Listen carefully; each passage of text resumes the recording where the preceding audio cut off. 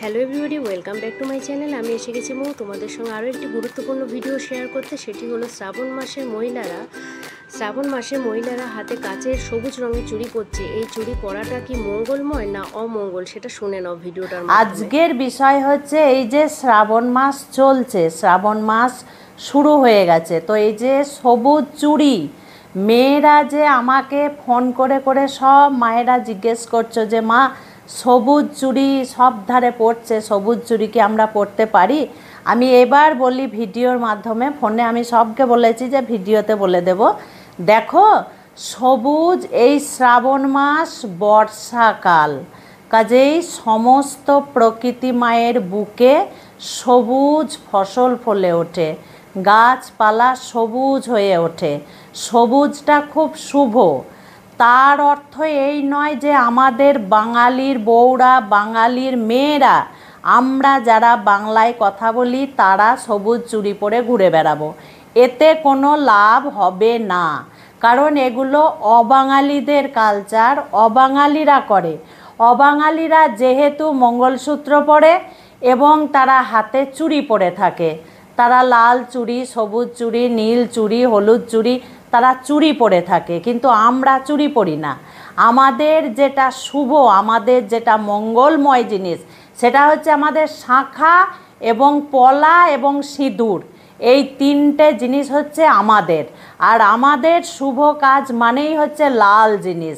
ওই শ্রাবণ মাস এলো আর আমি ভিডিও অবাঙালি মহারাজদের দেখলাম আর হাতে সবুজ চুড়ি পরে নিলাম, এটাই কিচ্ছু হবার নয়।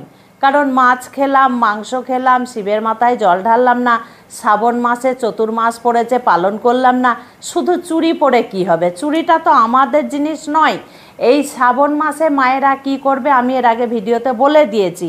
সবার আগে কালো পোশাক পরবে না, 1 নম্বর।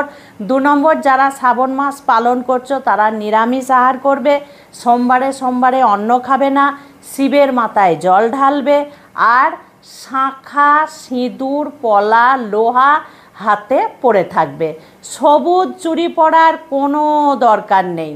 কারণ আমাদের বিবাহের পর আমরা বাঙালিরা, বাঙালি বউরা, আমরা হাতে শাঁখা পলা পরে থাকি, স্মৃতিতে সিঁদুর দিই, আমরা চুড়ি পরি না। অবাঙালিরা চুড়ি পরে। দুধ খাও পুতো ফলো, এই কথা অবাঙালিরা বলে। আমাদের কি বলে? যে দীর্ঘজীবী হও, পরমায়ু হোক তোমার, অনেক দিন বেঁচে থাকো, পুত্র সন্তান নিয়ে সুখে শান্তিতে ঘর সংসার করো। কাজেই ভিডিওতে অবাঙালিরা আর আমাদের বাঙালির মধ্যে চুড়ির কালচার নেই, তাহলে আমি ভিডিওতে আগেই বলে দিতাম। এগুলো অবাঙালিরা, মহারাজরা তাদের মা বোনেদের জন্য বলছে, তাদের মঙ্গলের জন্য। কারণ তারা যেহেতু কাচের চুড়ি পরে, তারা তো শাঁখা পলা পরে না, তাদের শাঁখা পলা পরা নেই, তারা কাচের চুড়ি পরে, হাত ভর্তি করে কাচের চুড়ি পরে থাকে। আমরা বিবাহের পর কাচের চুড়ি পরি না। শ্রাবণ মাস থেকে চতুর্মাস শুরু হয়ে গেছে।